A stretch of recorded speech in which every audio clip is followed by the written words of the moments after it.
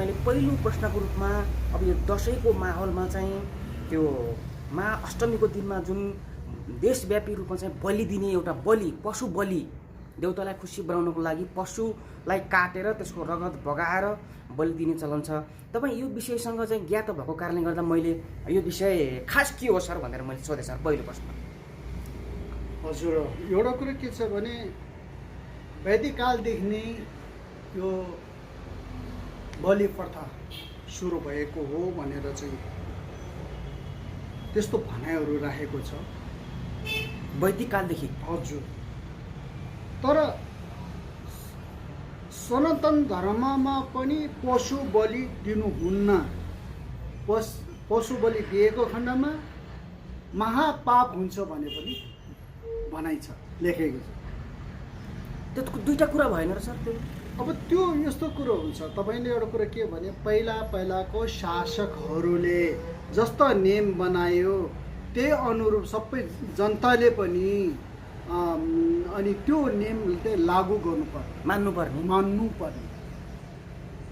त्यस्तो स्थिति भएर नराम्रो एउटा सृजना भएको। तपाईँ भन्नुहोस् न एउटा कुरो के भन्दाखेरि पनि अब यहाँले चाहिँ के भन्छ भने महाकाली काला भैरवको लागि हामीले चाहिँ बलि दिएको हो भन्छ।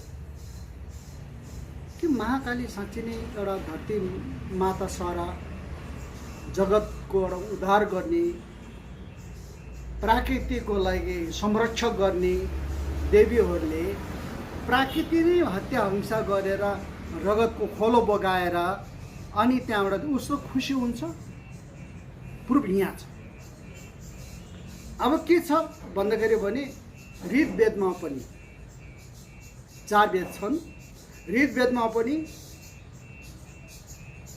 114 पेज नम्बरमा गमा बलि दिनु हुँदैन, महापाप हुन्छ भनेर पनि त्यहाँ लेखेका छ। ऋग्वेदमा? हजुर, ऋग्वेदमा पशु बलि दिनु हुँदैन भनेर लेखेको छ? लेखेकै छ। तर श्रीमद् भगवतमा पनि के छ भने त्यसको बारेमा खण्डन गरेको थियो। त्यसबारेमा पनि खण्डन गरेको, बलिको दिनुहुन्न, यो कसरी भयो, कसरी सुरुवात भए भनेको कुरामा खण्डन गरेको छ। अब यहाँ त के भने देवी देवता कहाँ गएर चाहिँ धेरै पशु प्राणीहरूको एउटा चाहिँ बलि चढाउँछ। कि त्यो पशु प्राणी प्राकृति होइन? हो। हामी प्राकृति होइन? हो। जङ्गल, रुख, पहाड, खोला, नाला, चराचुरुङ्गी यो सबै प्राकृतिक, सबै माताहरूको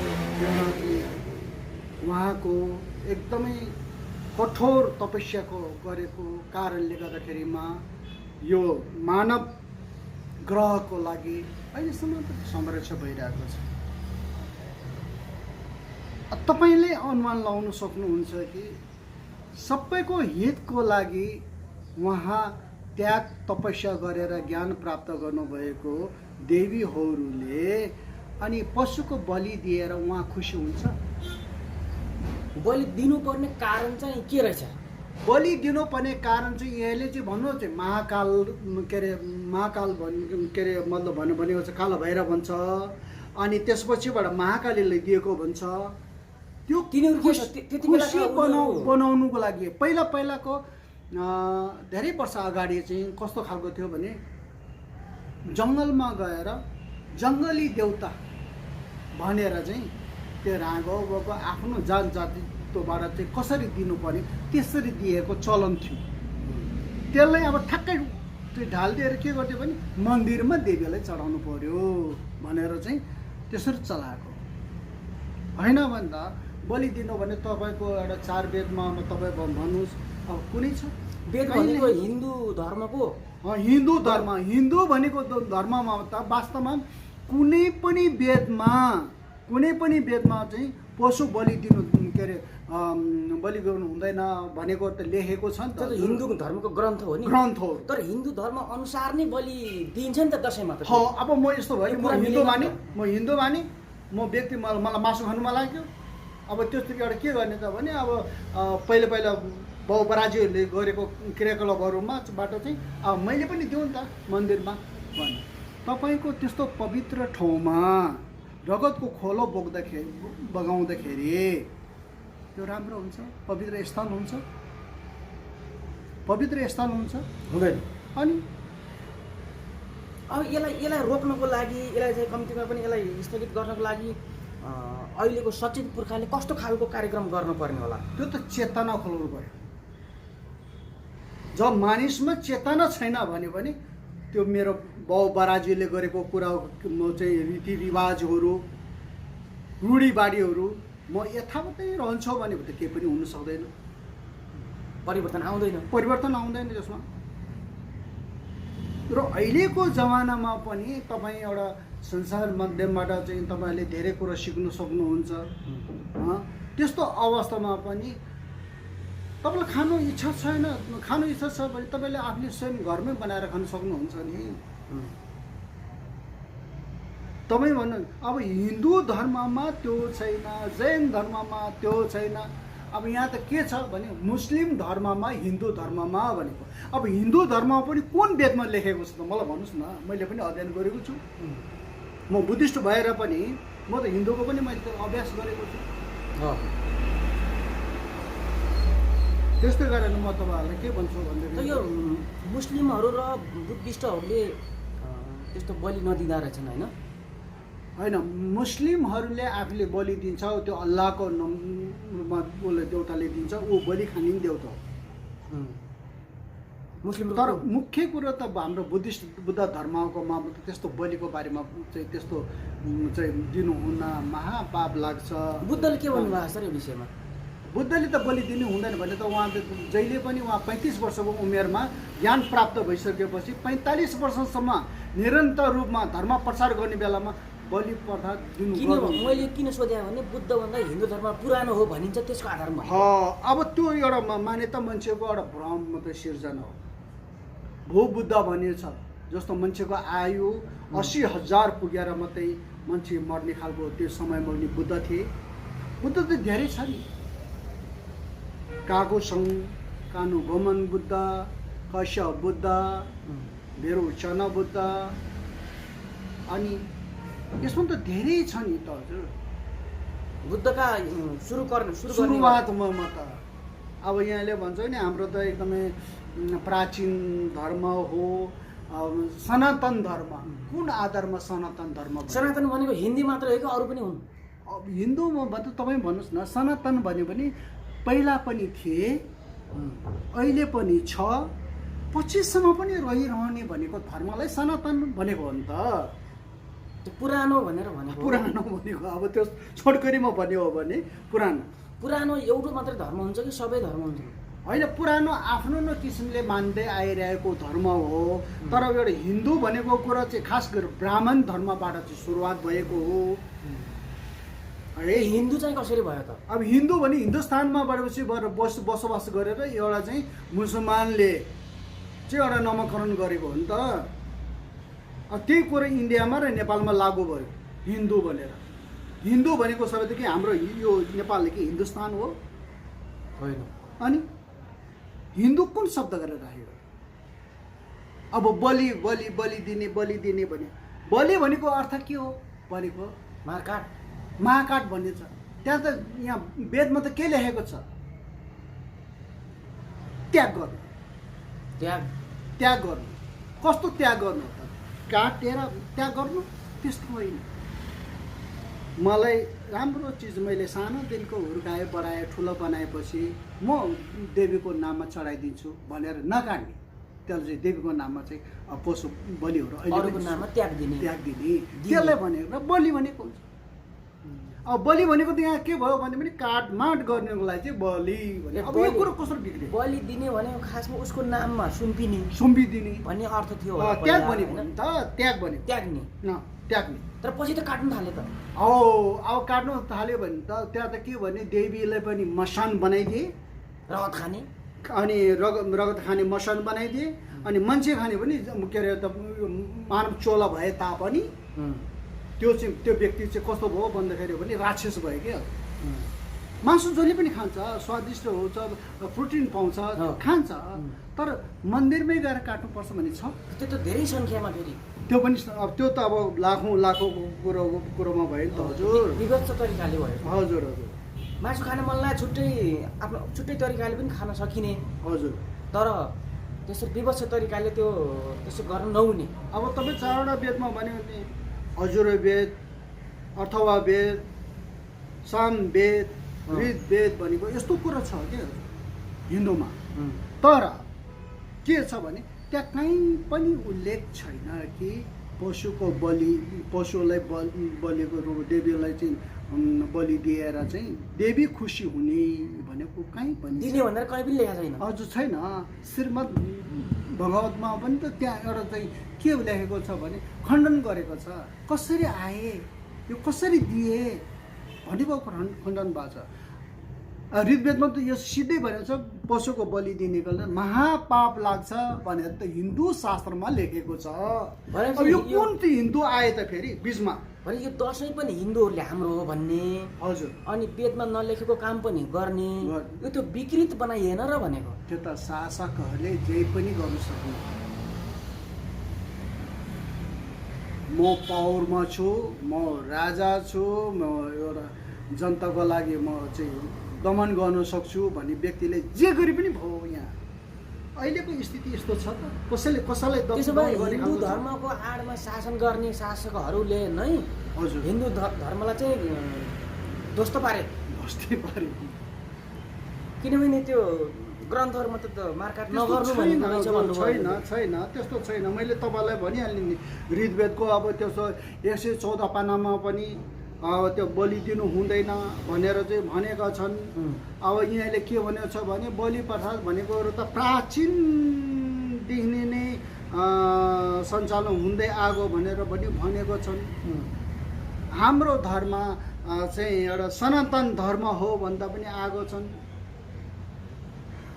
अब यो वास्तवमा यो हिन्दू धर्ममा, हिन्दू शास्त्रमा कहीँ पनि बलि प्रथा सुरु गर्नु भनेर कहीँ पनि छैन। तर हिन्दूहरूले नै सुरु गरेर यसलाई आफ्नो धर्मलाई नष्ट गरे। तर हिन्दूहरूले अहिले फेरि अरू धर्मले हिन्दू धर्ममाथि आक्रमण गर्यो, क्रिस्चियनिटी बढ्यो भनेर भन्नुको अर्थ छैन। त्यसो भए त छैन, त्यस्तो छैन। त्यो आफूले मानेका धर्महरू आफैले नष्ट गरेको पनि कसले गरेको छ त? अब बुद्धको पालामा हेर्नुहोस्, बुद्धको के अरे महापरिनिर्वाण भइसकेपछि बख्तियार खाल्ची भन्नेले चाहिँ मतलब चाहिँ नालिन्डे जलाइदियो, वेदहरू त्यसरी जलाएका थिए। अरू मुसलमानहरू आएर पनि यहाँ चाहिँ पुरानो स्तूपहरूलाई जलाउने भत्काउने कार्यहरू गरे। बौद्ध स्तूपहरूलाई कसले गरे? त्यो मुस्लिमहरूले। अनि त्यहाँबाट चाहिँ तपाईँले एउटा भन्नुहुन्छ त्यो त हिन्दूले कसैले गरेको छ? कहीँ गरेको छ?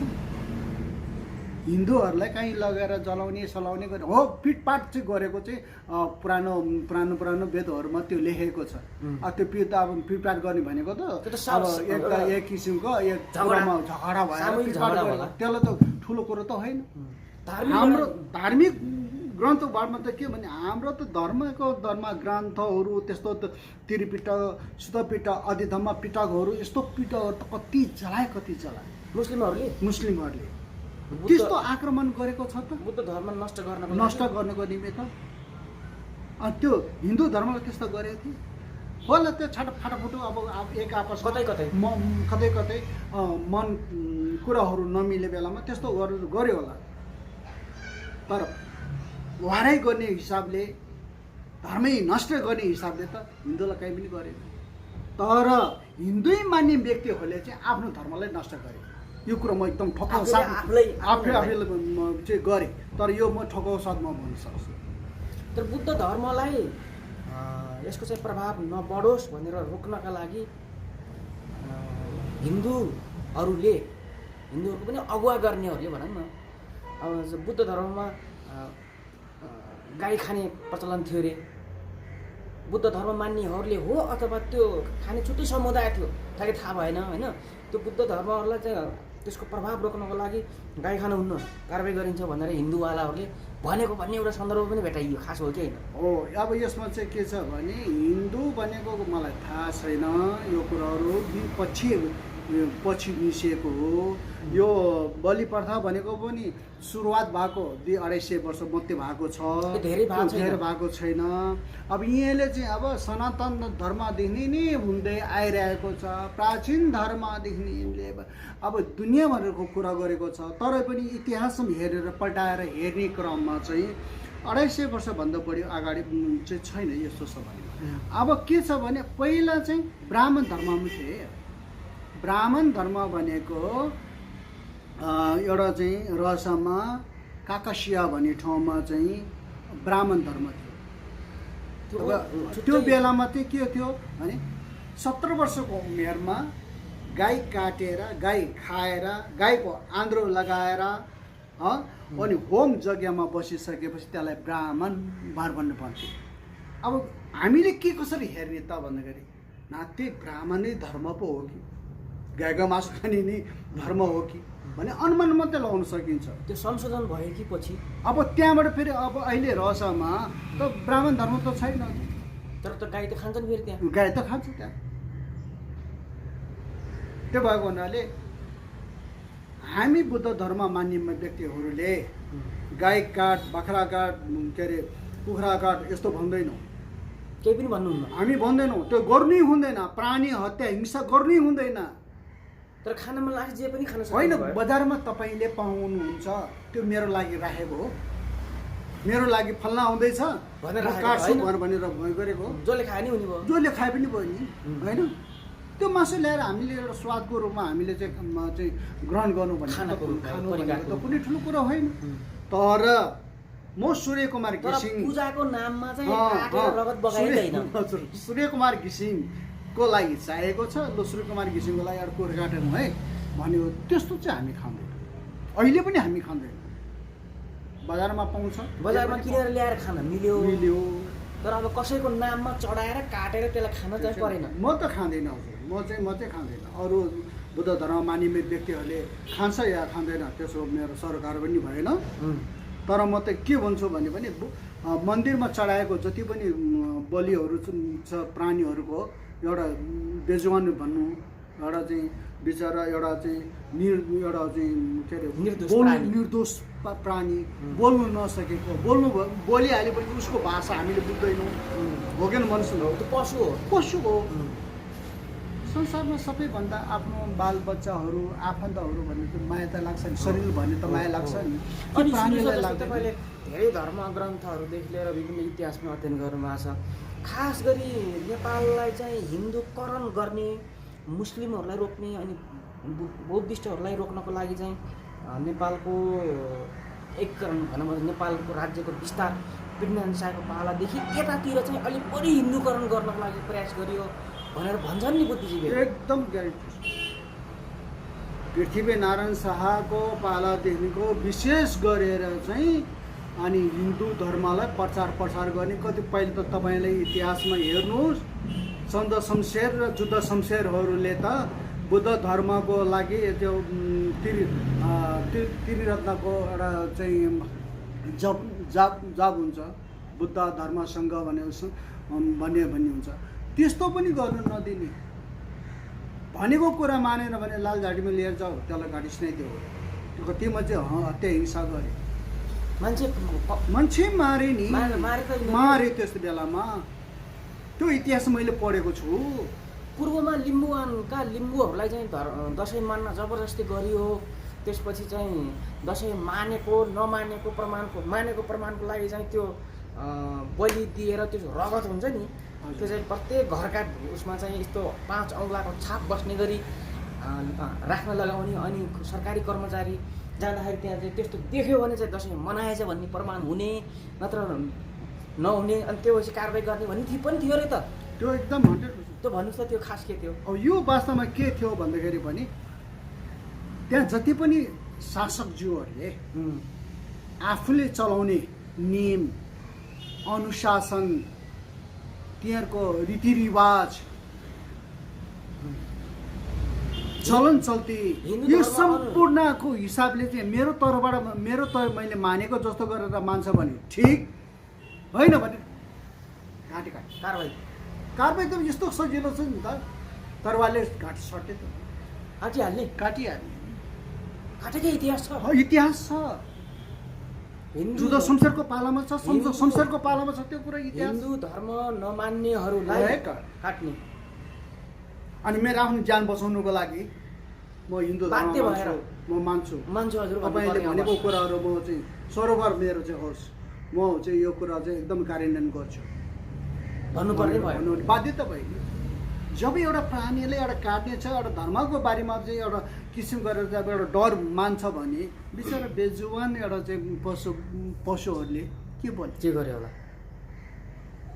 भनेपछि त एउटा धर्म अरू धर्म र अरू समुदायमाथि जबरजस्ती लादिएको रहेछ। हो लादिएको हो। अहिले जति पनि देवी देवताहरू चाहिँ त्यहाँ बलि दिएको हुन्छ नि, त्यो देवी पनि होइन मेरो सोचमा, देवी होइन त्यो, अरू नै केही हुन्। त्यो अरू के हो, देवी हो भने आफ्नो एउटा आफ्नै छोराछोरीहरूको रगत खान्छन्, आफ्नै सन्तान भनौँ न तपाईँ। छोराछोरी त भने प्राकृतिक भने चाहिँ देवीहरू धेरै वर्षसम्म ज्ञान प्राप्त गरेर हासिल गरेका देवी देवताहरू, यी समान जति पनि प्राकृतिक हुन्छ यो सबै आफ्नो हो नि त, बराबर खाने भयो। त्यो त संरक्षण उहाँले गर्नुपर्छ। अनि त्यसकै बलि खाने हो भन्यो भने त त्यो देवी होइन, त्यो चाहिँ पुरै मसान भइसकेका भनेपछि आफ्नो धर्म अनुसारको शासन गर्नको लागि त्यो खालको नियम बनाएर लाद्यो भन्न सक्ने भयो। त्यसपछि अहिले अब पश्चिमाञ्चलमा धर्मनिरपेक्ष भएपछि, धर्मनिरपेक्ष राज्य भएपछि त जसले जुन धर्म मान्न भने पायो, राज्यको धर्म नहुने भइसकेपछि त अरू धर्ममाथि राज्यले दमन गर्न पनि नहुनुपर्ने। तर उति बेलाको र अहिलेको अवस्थामा चाहिँ केही परिवर्तन भएको पाउनुहुन्छ यहाँले? होइन, यस्तो भयो जे कुरो मलाई बाजे बराजुहरूले मलाई सिकाए त्यही कुरो मेरो दिमागमा, मेरो बुद्धि विवेकमा त्यो छाप पऱ्यो। त्यसै गरी नै सोच्छु म। नयाँ तरिकाले सोच्न गाह्रो भएको छैन। अब त्यो नयाँ सोच्ने खालको त एउटा के भने समय दिनु सक्नु पऱ्यो नि। अहिले भौतिकवादमा मान्छेले कसरी पैसा कमाउने, कसरी के अरे मतलब चाहिँ एउटा समाजमा एउटा स्थान बनाउने भन्ने सोचमा एकदम दौडिरहेको बेलामा आध्यात्मिक संसारमा के भए, देवी देवताको के भने सोच्ने मान्छे कम, त्यो धेरै त कम मात्रै पाउला, तर त्यस्तोमा सोच्ने खालको चाहिँ भएन। त्यसो त ओलीजीले पशुपतिमा 30 करोडको जलहरी जो राख्ने निर्देशन दिनुभयो, अहिले छानबिन हुँदैछ भन्ने पनि छ होइन। त्यसले गर्दा पनि एउटा उदाहरण के, राज्य धर्मनिरपेक्ष भनेर घोषणा गरिए पनि शासन गर्ने मान्छेको दिमाग बदलिएको रहेनछ भन्ने कुराको पुष्टि त हुने भयो। त्यो त भइहाल्छ। तर फेरि अब यो दसैँको कुरा पनि मान्छे आऊ जाऊ काठमाडौँ रित्तिने बेला भइसक्यो, मान्छे कोही उताबाट यता आएको छ होइन। यसले फेरि मान्छेलाई एउटा खालको दौडधुपमा पार्यो कि मान्छे वर्षभरि कमाएको चाहिँ दसैँमा आएर खर्च गर्नुपर्ने, जस्तो धेरै गहनाहरू देखाउनु पर्ने होइन। अनि अब यसलाई चाहिँ कम कसरी गर्ने अब जस्तो बुद्धिस्टहरू भने मङ्गोलियन जातहरूमा पनि दसैँ तिहार भनेको त चाडपर्व त मान्दैन भनेर कुरा त एउटा मिडियामा त धेरै आएको छ सुनिन्छ। तर एउटा कुरो के हो भन्दा पनि बाध्यता छ कि मेरो घरको छिमेकीले पनि दसैँ मानिरहेको छ, उतापट्टिको घरको मान्छे पनि दसैँ मानेको छ, रमाइलो गरेको छ, मान्छे आउजाउ भएको छ होइन, लागेर आगो मात्रै शान्त भएर बस्नु के हो भन्ने जस्तो पर्ने भयो। अनि भन्दाखेरि त त्यो घर त कस्तो खालको मान्छे हो, त्यो दसैँ पनि मान्दैन। कुनै रमाइलो यो त उहिले बुद्धिस्ट धर्मले त्यस्तो मान्दैन भनेर कुरा हुँदैन। त्यहाँले त छाप के पर्छ भने यो त क्रिस्चियन पो हो क्या हो भन्ने जस्तो भन्ने एउटा भान हुन्छ। बाध्यता भएर पनि समाजमा रहनुको लागि पनि दसैँ मनाउनु पर्छ। तर यो दसैँ भनेको कुरो त यो त असोजको दसैँ त वास्तवमा असोजमा होइन, कहिले यो त चैतमा हो। चैतको दसैँ भन्छ। अगाडिको हाम्रो एउटा छलफलमा नि तपाईँले के भन्नुभएको थियो भने यो चैतको दसैँलाई हजुर असोजमा उनीहरूले नै सारेको भन्नुभएको। त्यसले सारेको किन त्यस्तो रहेछ? अब हेर्नुहोस्, अब त्यति बेलामा त अब खानपिनमा गएपछि मान्छेलाई बिमारी हुने गर्मी मौसम भएको कारणले अब भएन भनेर चाहिँ अब रिद्धि सिद्धि भएका व्यक्तिहरू भनेको त्यसले भनिरहेको छ। त्यस्तो व्यक्तिहरू चाहिँ उनले चाहिँ ल्याएर सारेको हुन्, मनाएर सारेको हुन्। तर एउटा हामीले त्यो इतिहासमा के हेर्नुपर्छ भन्दाखेरि पनि कुन बेलामा सुम्बा निसुम्बालाई मारेको हुन्? सर सुम्ब निसुम्ब भनेको त्यति बेलाका को हुन्? राक्षस। मान्छे त हुन् नि। राक्षस मान्छे नै हो, राक्षस हो। त्यो राक्षसको जस्तो व्यवहार गर्ने। अब राक्षसको जस्तो व्यवहार होइन, राक्षसले उसले पनि धेरै के अरे ध्यान योगद्वाराबाट ज्ञान हासिल गरेका हुन्। उनीहरूले उसले पनि तुरुन्त रूप फेर्थ्यो। कहिले के अरे मतलब चाहिँ भैँसीको रूप फेर्थ्यो, कहिले कुखुराको हुन्थ्यो, कहिले बाख्राको हुन्थ्यो। अब यो विभिन्न प्रकारको रूप फेर्नु सक्ने भएर अनि त्यहाँबाट चाहिँ मानव चोलालाई खतम पार्ने एउटा चाहिँ उद्देश्य हो उसको। तिनीहरूले के गरेका थिए र मारियो?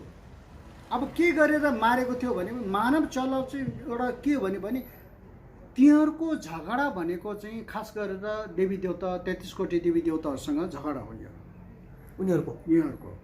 किन भन्दाखेरि भने अब त्यो भएको कारणले गर्दाखेरिमा चाहिँ जब देवी देवता मान्ने व्यक्तिहरूलाई त्यसले हेर्नै चाहँदैन थियो कि, अनि उसको के पनि मार्दै गयो। जहाँ धेरै अब पाप गरेको छ त्यो पापको एउटा फलस्वरूप त आउँछ नि, सजाय त हुन्छ नि। त्यो त सजाय हो, त्यो त सजाय हो हेर्नु। त्यसै कारणले गर्दाखेरिमा जहाँ पाप हुन्छ त्यहाँ देवी देवताहरू अवतरण भएर केही न केही हुन्छ, त्यसलाई सजाय दिएर शान्ति स्थापना गरेको। अहिलेको अवस्थामा चाहिँ शान्ति स्थापना गर्नको लागि मान्छे बिचमा चाहिँ एक खालको राम्रो भावना जगाउनको लागि अहिंसाबाट नै मान्छेको दिमाग परिवर्तन गर्नको लागि सकारात्मक सोचतिर लिनको लागि अब तपाईँ जस्ता मान्छेहरू, तपाईँ जस्ता बुद्धिजीवीहरू, अलिकति चाहिँ इतिहास पढेर आएका मान्छेहरूको भूमिका चाहिँ के हुन्छ सर? यो यस्तो खालको छ कि यो चेतना भनेको बहुत खतरनाक चिज हो, त्यसलाई जगाउनुपर्छ। जब मानिसमा चेतना खुलेन के हुन सक्छ? मेरो बाउ बराजुहरूले मैले चाहिँ के गरिरहेको छ भने रूढिवादी पनि त छन् क्या। त्यो रूढिवादी नि अहिलेसम्म यथावतै रहिरहनु पर्छ, यो कल्चरको रूपमा हामीले लिनुपर्छ भने त त्यो त हामी मूर्ख भयो नि। त्यो रूढिवादी कुरा र त्यो अन्धविश्वासी कुरालाई छोड्नु पर्ने हो कि होइन? हो, त्यो त छोड्नु पर्छ। यो कुरा क्लियर अहिले त छोड्नु पर्छ। मैले बारम्बार पनि मैले मिडियामा विज्ञानको युग आयो हजुर, होइन, कतिपय कुराहरू अवैज्ञानिक कुराहरूलाई चाहिँ हामीले मान्दै आएका छौँ कि त्यसमा चाहिँ परिवर्तन ल्याउनु पर्ने हो कि भन्नेतिर पनि अलिकति धर्मगुरुहरूले चाहिँ सोच बनाउनु भएको हो कि छैन? बारम्बार मैले यो भन्दै पनि आएको छु, मानव भएर मानव जस्तो हैसियतले बाँच, दानव जस्तो होइन। एक दिन मान्छे मरेर जानु छ, यो संसारलाई छोड्नु छ, यो भौतिक संसारलाई छोडेर आध्यात्मिक संसारमा जानु छ। यो तेरो यो मेरो यो 2 दिनको एउटा लीला हो कि 2 दिनको लीला भइसकेपछि त यो 2 दिनको लीलामै हामी किन चाहिँ समावेश भइरहने?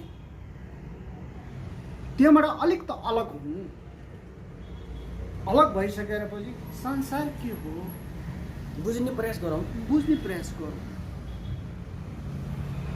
यही मेरो चाहिँ सबैलाई यहाँ सर बुद्धले जुन यो पृथ्वीको ब्रह्माण्डको जसरी अध्ययन अनुसन्धान गर्नुभयो, व्याख्या गर्नुभयो नि, त्यहाँ कुनै भगवान छ अथवा चाहिँ के छ भने त्यस्तो भन्नुभएको छ कि छैन? त्यस्तो अलौकिक शक्ति के छैन। यो एउटा कुरा के भने एउटा के भने यो संसार बनाएको एउटा चाहिँ ईश्वरले बनाएको भन्नु, यो संसार बनाएको मानव ग्रहको ईश्वरले बनाएको हो। सृष्टिकर्ता ब्रह्मा भनेर भनेको छ, सृष्टि पनि गरेको ब्रह्माले गरेको भनेर चाहिँ एउटा लेखेको छ। यो सृष्टि गरेको पनि होइन, यो त वास्तवमा नाग राजाहरूले प्राकृतिक नियमबाट बनेको हो। नाग राजाहरूले जस्तो खोला नाला त्यहाँदेखि ढुङ्गा डाँडा काँडा सम्पूर्ण गरेको देन भनेको वास्तवमा नाग राजाको देन हो इतिहास पढ्ने बेलामा। अब यहाँ त के भन्छ भने ईश्वरले बनाएको, ईश्वर कहाँ खोज मैले खोजेर कहाँ पाउँछ त? मलाई दुःख पर्यो ए ईश्वर भन्नु कहाँ हुन्छ? तर बाइबलवालाहरूले चाहिँ यो पृथ्वी, यो धरती, यो ब्रह्माण्ड, यो मानव जगत, यो ब्रह्माण्ड चाहिँ चराचर जगत चाहिँ उनी परमेश्वरले बनाएको हो भनेर भन्दैछ नि। मेरो बाउ धेरै राम्रो छ भन्नुको अर्थ यो। मेरो बाउ इमान्दार छ, त्यो चोर होस्, त्यो डाकै होस्, छोराले त आफ्नो बाउलाई बचाउनुको लागि त त्यो भन्छ नि, बाउ त हो बचाउनु त पर्यो। अनि मेरो बाउले हामीलाई पढायो, लेखायो, हुर्कायो, यहाँ गर्यो। मेरो बाउ एकदम ठिक छ है, यो यस्तो चोरी गरे खालको होइन, डाका पनि होइन, मन पनि सफा छ, त्यो त भन्छ नि। धर्मको नाममा एउटा चाहिँ व्याख्या गरेर धर्मलाई मान्छेलाई एउटा आहुति भन्छु म त्यसलाई। त एउटा केसम्म देखियो भने चाहिँ जस्तै कुनै बिरामी भएको मान्छे, त्यस्तो रोगी भएको मान्छे छ भने त्यसलाई चाहिँ मनोवैज्ञानिक हिसाबले उसको दिमाग यसरी सफा गरिदिने कि उसले सोचिरहेको थियो कि म कमजोर छु, म बिरामी छु, मलाई यस्तो रोग लागेको छ, म मर्छु होला भनेर ऊ चिन्तित भएको मान्छे त्यहाँ उनीहरूकोमा जाँदो रहेछ पास्टरकोमा होइन। अनि उनीहरू चाहिँ के त्यो तन्त्र मन्त्र गरेको हो कि अथवा के यस्तो केही गरेर अनि उसलाई चाहिँ उसको दिमागमा चाहिँ यो पुरै यो भगवान्ले बनाएको हो, यस्तो गर्ने भनेर त्यो मनोवैज्ञानिक हिसाबले उपचार गर्ने, त्यसलाई चाहिँ ठिक बनाउने, तर चाहिँ भगवान्ले तपाईँलाई ठिक बनाउनु हो भनेर भन्ने खालको कुरा हुने रहेछ क्या त्यहाँ। तपाईँ एउटा कुरा भन्नुहोस् न, तपाईँ धेरै चिन्तित हुनुहुन्थ्यो, तपाईँलाई विभिन्न प्रकारको रोग लाग्यो। अब तपाईँ हिन्दूमा बसेका व्यक्ति हुन् चाहे बुद्ध धर्ममा बसेका व्यक्ति हुन्, तपाईँ हिन्दूमै हो भने एकदमै संसार केही पनि होइन भने ओम नमः शिवाय भनेर एकदम ध्यान गरेर, ध्यानको एउटा अग्रता राखेर, मनलाई कन्ट्रोल गरेर तपाईँलाई मनमै सुख शान्ति ल्याउनु भयो भने 83वटा रोग ठिक हुनेछ भनेर त वेदमै लेखेको छ त। 83वटा 424वटा रोग छ, त्यसमा 83 त त्यो माइन्ड फिलोसफी मानलाई एकदम शून्यतामा लगेर के पनि होइन, यो मेरो रोग लागेको छ, मानव हो, म रोग लाग्छ, मर्नुपर्छ, बिमारी हुन्छ, यस्तो सबै कुरो त त्यो प्राकृतिक हो नि। तर के पनि छैन, म एकदम शून्यता छु भनेर महसुस गरेको खण्डमा त धेरै रोग ठिक हुन्छ नि। त्यो कारणले ठिक भएको हुन्छ। जस्तो हाम्रो बुद्ध धर्ममा पनि ढल्म माता भने तारा माताहरूको के अरे ध्यानमा बस्नु, बुद्ध शाक्यमुनि बुद्धको ध्यानमा बस्दाखेरि पनि धेरै रोग ठिक भएको छ नि। अनि के त्यो ठिक गरेको चाहिँ बुद्ध नै शाक्यमुनि बुद्ध नै आउनु भएर उपचार गरेको हो? त्यसो भन्नु त भएन। ढल्म माता नै आएर चाहिँ गरेर चाहिँ औषधि लगाइदिएको हो? त्यसो त होइन। तपाईँको मनलाई शुद्धिकरण गर्नुभयो है, मन सफा गर्नुभयो, तपाईँको ध्यानमा तपाईँ लाग्नुभयो, तब अटोमेटिकली तपाईँको रोग ठिक हुन्छ। धेरै रोगहरू निको हुन्छन् भनिन्छ नि, त्यो हो जस्तो लाग्ने। अब त्यो हुने बेलामा मेरो प्रभुले पनि गएर मलाई बचाइदियो। कहाँबाट प्रभु आयो? प्रभु येशूले तपाईँलाई बचाउनु भयो। त्यो त कहाँबाट आयो त भन्ने कुरा त त्यो। अनि त्यो किला गाडेर बसेको छ, त्यो किलै नै निकालेर उपचार गर्न आउनु भएको हो कि? यस्तो मैले एउटा मुस्लिम धर्म के अरे मतलब क्रिस्चियन धर्मलाई मैले विरोध गर्न चाहेको होइन कि त्यसमा भएका केही कुराहरूको आलोचना त्रुटि छ होइन, छलफल गर्न त मिलेन। त्रुटि छ। धर्मको नाममा एउटा बिजनेस व्यापार नगर भनेर मैले बारम्बार भन्दै आइरहेको छु। यहाँ धर्मको नाममा बिजनेस व्यापार भइरहेको छ। किन धर्मको नाममा बिजनेस व्यापार गर्ने? धर्म स्वतन्त्र छ, जसले जस्तो किसिमको धर्म माने पनि छुट छ, नमान्न पनि।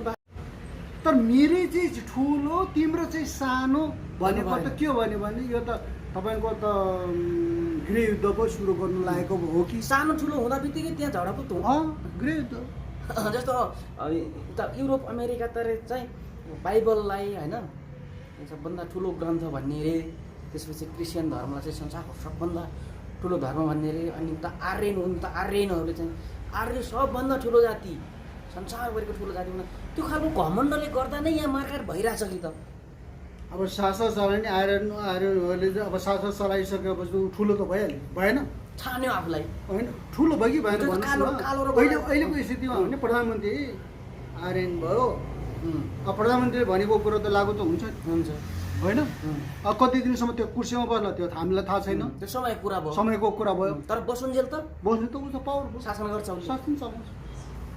त्यो राजनीतिलाई चाहिँ पछिल्लो चरणमा जनताको सेवा गर्ने होइन कि त्यसलाई कमाउने र 7 पुस्तासम्मको लागि सबै जोड्ने माध्यम त बनाइयो नि है। राजनीतिबाट यो डिक्सनरीबाट यो 4वटा शब्द भनेको बहुत खतरनाक हो नि त सर। कसरी खतरा राक्षस जस्तो जनतालाई नीति पुर्याउने सबै कुरा तिरस्कार गर्नेलाई राजनीति भनेको हो नि त हजुर। त्यो त गलत भएन र परिभाषा?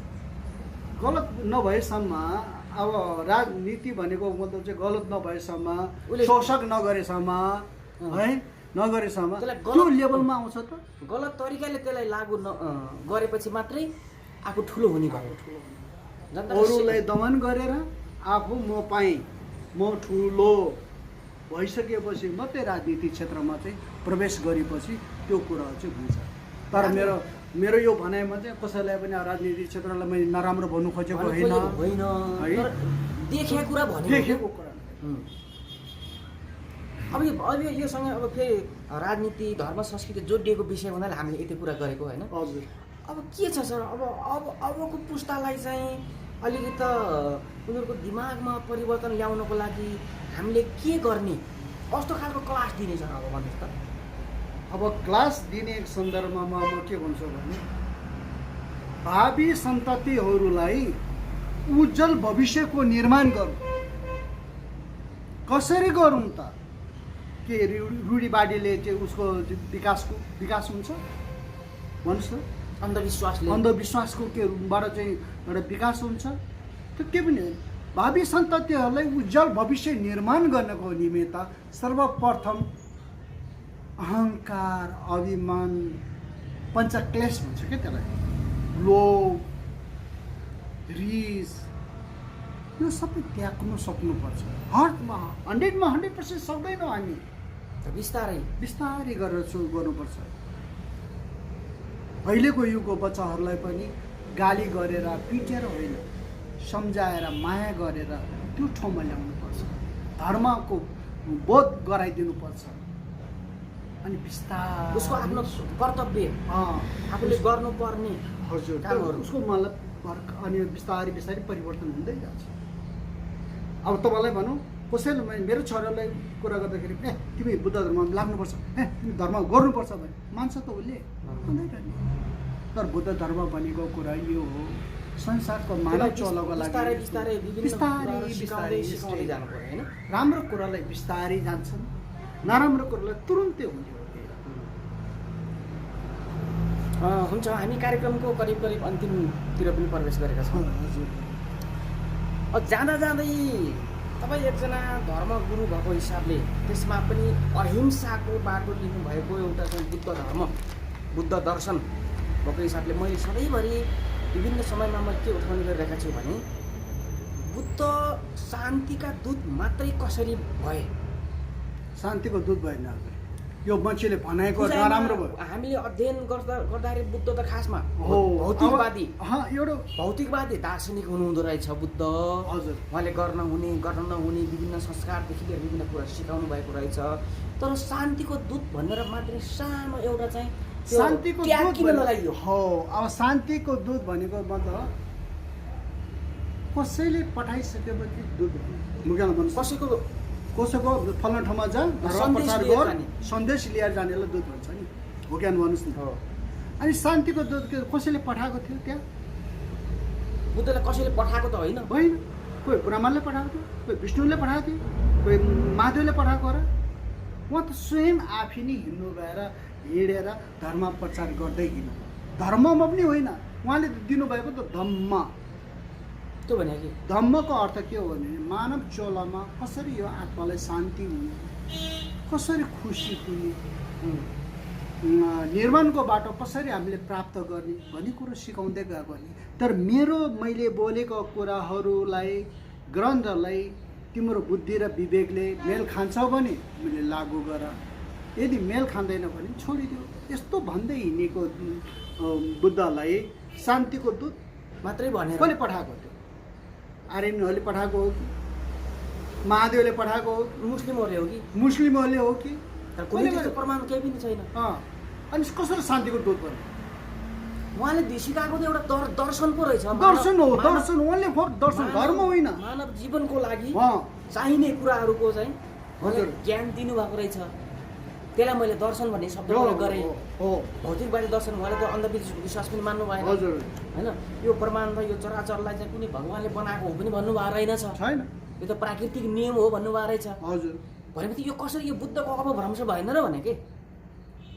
बुद्धले जे गरेर हासिल गरे, यहाँ ध्यान योग गरेर बस्नेहरू दुईजना छ। र जैन धर्मको देवता भयो है, एउटा चाहिँ शाक्यमुनि गौतम बुद्धले ज्ञान हासिल गरे। हिन्दूमा त्याग तपस्या गरेर चाहिँ ज्ञान प्राप्त गरेको को? ऋषिमुनिहरू हुन्। ऋषिमुनिहरू त यो त आरान्त्य मात्रै हो नि हजुर। त्यो भनेको आरान्त्य भनेको मतलब चाहिँ संसारको एउटा प्राणीहरूको लागि उद्धार गर्नुपर्छ, त्योहरूको आत्मालाई मोक्ष प्राप्ति गर्नुपर्छ भनेर चाहिँ ज्ञान हासिल गरेको हो नि हजुर। ऋषिमुनि भन्दै मात्रै एउटा ध्यान त्यो तपस्या गरेको भरमा मात्रै त भएन नि, ज्ञानै पाउनु पऱ्यो नि। जैन धर्मको एउटा चाहिँ बरको पिपलको फेदमा बसेर 12 वर्षसम्म तपस्या बसे। शाक्यमुनिले 6 वर्षसम्म बसे। उनले केही नयाँ कुरा पत्ता लगाए। नयाँ पत्ता लगाए। अनि हिन्दूमा को छ? ऋषिहरूले पत्ता लगाए भन्छन् नि। ऋषिहरूले केही कुरो त अब तपाईँ भनौँ न 14 वर्ष 15 वर्षसम्म हिमालमा बसेर कहीँ जङ्गलमा बसेर तपस्या गरेपछि केही कुरो त पाइहाल्छ नि। त्यो त तपाईँले पनि पाउनु सक्नुहुन्छ। साधना गरेपछि जस्तो किसिमको साधना त्यस्तै अनुसारको फल त पाउनुहुन्छ नि। यस्तो रहेछ। हुन्छ, यो व्यस्त समयको बावजुद पनि हाम्रा दर्शक तथा श्रोताको लागि अहिलेको संस्कार, धर्म, संस्कृतिका बारेमा, यो बलि प्रथाको बारेमा लगायतका विविध विषयमा जानकारी दिनुभयो। यहाँको लागि धेरै धेरै धन्यवाद भन्दै आजलाई बिदा गर्छु सर। हजुर, हस्। यहाँहरू सम्पूर्ण यहाँको टिमहरूलाई पनि मेरो तर्फबाट अब हामी एउटा समाजमा अब खुसियाली मनाउनु पर्ने हुन्छ। त्यसो भएर एउटा चाहिँ तपाईँहरूलाई पनि विजयदशमीको यो शुभकामना पनि म तपाईँहरूलाई पनि म टक्राउँदै म तपाईँहरू समक्ष बिदा हुन्छु। पुनः नमस्कार।